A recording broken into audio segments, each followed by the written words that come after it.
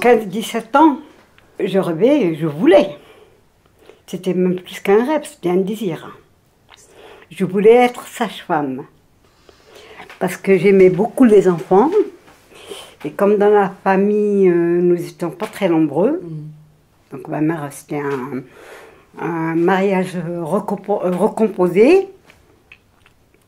Elle n'a pas pu avoir d'enfants avec son deuxième mari. Et j'adorais les enfants. Les enfants, ils me donnaient beaucoup de... Quand j'étais en contact avec les enfants, ça me donnait une chaleur qui me manquait. Très jeune, j'ai commencé à m'occuper des enfants. Je sortais de l'école, à titre d'exemple, hein, je sortais de l'école, je sillonnais ma petite ville où j'ai grandi pour voir s'il y a des personnes à qui me proposeraient quoi, de garder des enfants. Donc je gardais des enfants à la sortie de l'école, pendant que les mères qui me confiaient leurs enfants tenaient par exemple des boulangeries, fabriquaient leurs gâteaux, leurs propres gâteaux, les pâtisseries, tout ça. Moi je gardais les enfants. Et en contrepartie, on me donnait 1 franc, plus une petite vache qui rit qu'ils appelaient en Algérie une crème de gruyère, hein, avec un petit bout de pain. Donc mon rêve ne s'est pas réalisé. C'était pas un métier. Au moment où j'ai eu mon certificat d'études et que je voulais rentrer dans une école, comme vous dites, de sage-femme, comme je voulais, il y a eu l'indépendance. L'indépendance, mes parents étaient pauvres. Mon beau-père ne gagnait pas beaucoup sa vie. Il y avait 6 ou 7 mois de rupture de travail, parce qu'il y avait la guerre de l'OAS, il y avait eu un tas d'événements. Et par faute de moyens, je n'ai pas pu continuer. C'était mon rêve. Quand je prenais un enfant dans mes bras, c'était... Je sais pas, c'était important. C'était de l'amour, c'était... comme si que... Eux, ils me donnaient de l'amour, moi je leur donnais un amour, et eux, ils me le rendaient. Mais c'était tellement avec... c'était un amour fort, un amour très fort. Et je m'attachais beaucoup, beaucoup, beaucoup aux enfants. Jusqu'au jour que j'avais une voisine, et cette voisine a déménagé, puis je m'étais attachée, après que les Pieds Noirs soient rentrés en France, à ses enfants à elle. Bon, il y en avait 3, je m'en occupais. Je les serrais fort dans mes bras, parce que j'aime beaucoup les enfants. Et je dormais avec eux, je me promenais avec eux. C'était mes amis, c'était mes copains, c'était mes petits frères, c'était... Donc j'ai dû suivre cette personne-là, parce que les gosses étaient très attachés à moi. J'ai vécu à Oran, dans cette grande ville.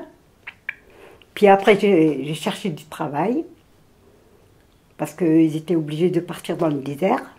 Donc moi, je ne pouvais plus continuer à les suivre. Et donc j'ai travaillé comme on dit, en presse unique, jusqu'à mon mariage. Et je suis venue en France. Alors voilà. Mon rêve, j'avais beaucoup d'idées. J'avais beaucoup d'idées, mais je n'avais pas les moyens. Mes idées, c'était déjà de gagner un salaire, d'aider mes parents, d'avoir une maison, comme tout le monde, une belle maison. Et puis, à côté, aider les autres.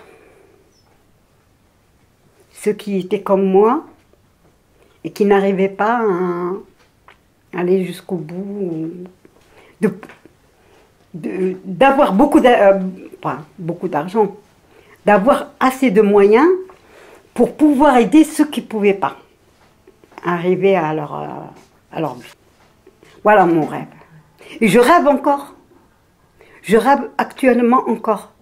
Même à mon âge, je rêve encore. Quand je vois les SDF, que je vois tous ces gens qui sont sans abri, que je vois ces gens qui tendent la main, à notre époque, j'ai envie de pouvoir faire quelque chose. Et comme je n'y arrive pas, et que je n'ai pas les moyens, au fond de moi, ça me rend malheureuse. Ça se voit pas en apparence, mais j'en souffre.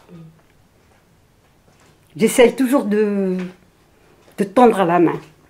Parce que moi, bon, j'estime quand même que j'ai été malheureuse en étant jeune, j'estime quand même qu'il y a des gens qui m'ont tendu la main. Pas comme je voulais, mais on m'a tendu la main. Je suis arrivée en France avec une autre image.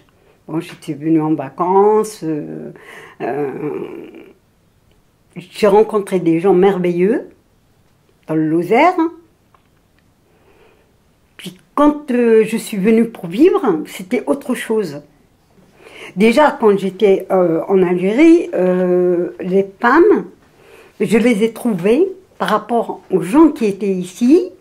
Est-ce que c'est à cause de la colonisation qu'ils ont gardé encore cette mentalité arriérée de peur, de cette souffrance de guerre, et ils sont restés toujours dans l'ancien temps. J'ai trouvé que les femmes en Algérie, elles étaient beaucoup plus évoluées que les femmes ici. J'ai beaucoup souffert de ça. J'avais qu'une envie, c'était de retourner chez moi. Je ne me retrouvais pas. Je ne me retrouvais pas parmi ces gens-là. Je ne me retrouvais pas.